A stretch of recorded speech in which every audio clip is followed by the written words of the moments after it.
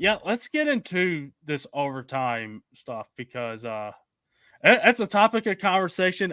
It will be a topic of conversation in the days after this game. Yeah. Um, yeah, I didn't even know about these overtime rules. I'm like the Niners. I didn't know about these rules before it started.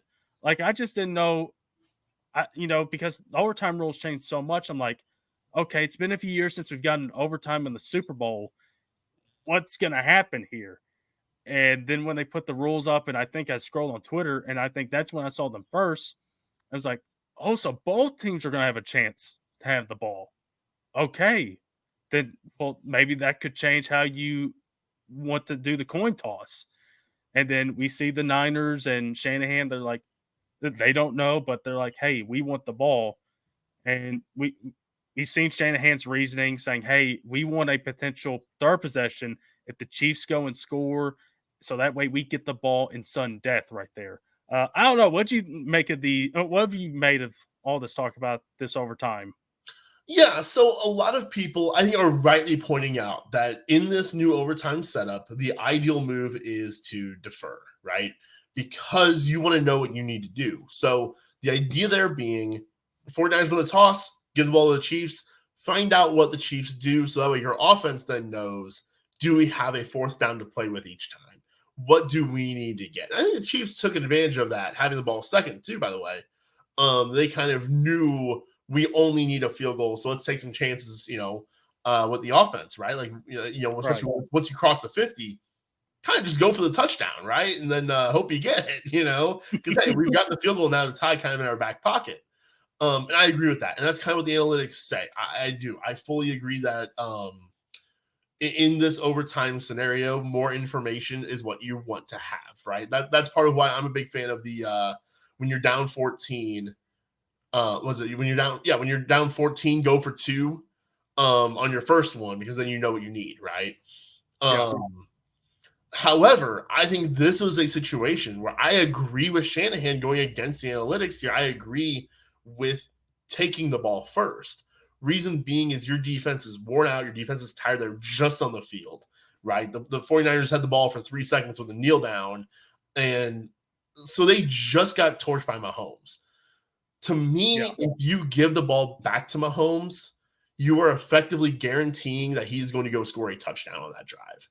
I really think there's an 80% chance that if you give the ball to him first, your tired defense is getting beat, you're giving him a touchdown, versus if you put your offense out there first, maybe they do end up with just a field goal, right? Which is what happened. But I think that there's a far lesser chance of your team giving up a touchdown then. And it happened, right? And so if you want to look back in the history books, well, hey, there was a 100% chance that you're going to be able to touchdown there, right? But to me, by putting your defense on the field second and giving them that rest because they were just on the field. If the roles were flipped there where the 49ers had just scored, then yeah, you maybe you do then, right? You do take the second possession. But to me, the idea here is let your offense go out there first. Even if they just come with a field goal, okay, trust your now rested defense to be able to hold them to just a field goal. And then you then get the ball first on the sudden death possession, which I think, I don't know. I think there's a pretty good argument. We don't have a big sample size on these rulings, right? This is literally the first game, right, of this new overtime rule. And so I think to say that there's a hard and fast, this is how you should do it, I don't know if I agree with that. I think there is a lot of value to having the ball first in the sudden death portion of the game. I think that I don't know. I think I can see it both ways on this one. I think I do agree with what Shanahan did. It just didn't work, and this is what happens when you go up against Patrick Mahomes. Sometimes you're just going to give up a touchdown, right? And so that's the part that's unfortunate. Now, does that mean maybe you just let him get the touchdown, and then you use those fourth downs, you score yourself? Well, now Mahomes has the ball in the sudden death situation. Chances are he's going down and at least getting a field goal and game over. Aren't we second guessing that then? Yeah, I feel like you are. And, Shanahan, he honestly called a pretty good game. in this one. I've seen people talk about, well, why is he throwing it so much? Well, look at what the Chiefs defense is doing to the run game. Like Yeah. there's a reason why. When You did you know, want him to run the ball more on 2nd and 10? yeah, exactly. McCaffrey got 22 carries in this game, right? Like it's not like he had 12, like Yeah, no. I've seen some of that too, where it was kind of, oh, Kyle Shanahan did what he did in Atlanta, ran away from the run in the second half. I disagree. Like, point to me those down and distances where you would have him run the ball in 2nd and 3rd downs. And I think he probably did. Yeah, I think look, he did call a good game. It wasn't any of that stuff back when he was at Atlanta in that Super Bowl. It was just like, hey, this Chiefs team, they're loading up to stop the run. They're stopping it. We got to throw here. We got Ayuk, we got Debo, we got Kittle, we got Jennings who's having this amazing game. And sure, I know people are doubting Brock, but we believe in him and we trust him to go out there and be able to make those throws, whether they're tightly contested or not. But yeah, the overtime, I see both sides of that argument. And like if you do one thing, you're gonna have people saying, well, why didn't you do the other? It's just gonna be like you're kind of screwed here. It's like Because here's the you deal. get one. At the end of the day, Ryan, you are in overtime against Patrick Mahomes. You're going to lose that game. Yeah. Exactly. It's like I think I mentioned to that in the group chat. It's like, I mean, if you're the Chiefs, you feel good about either way because you got number 15 on that sidelines wearing your uniform. So it's just like Chiefs are like, listen, if we get the ball second, fine. We got number 15 down here. He can get us a field goal or a touchdown. If you get the first possession, it's like, well, we feel pretty good about him getting us here in scoring position, and we feel good about our defense with what Spags might call to be able to go out there and maybe potentially do something. Snead and McDuffie were locking them down all night. So yeah. The decision that cost the 49ers in the Super Bowl was the decision to not draft Patrick Mahomes 6 years ago. Like, that's it. Yeah. They draft Patrick Mahomes, they win the Super Bowl. Yeah, instead they draft Solomon Thomas, I think. Yeah. I was trying to make the joke. I couldn't think of, what is it, him or Javon Kinlaw? It was one of the two. Yeah, I think Kinlaw was maybe about a couple years later, 2 or 3 years later. I think you're right. I think that was Solomon Thomas. Yeah. So yeah, but the other thing that I'm thinking about is that third down call in overtime, in which I was watching a breakdown Jeff Schwartz had on Twitter talking about the play, in which for whatever reason, okay, so you had McCaffrey going in motion. There's a lot of motion from both sides, and particularly the Chiefs, they use that pretty well there later in that game. But the 49ers, you get McCaffrey running across to the left. You get the center popping out, and you get your left tackle, Trent Williams, Aaron Banks.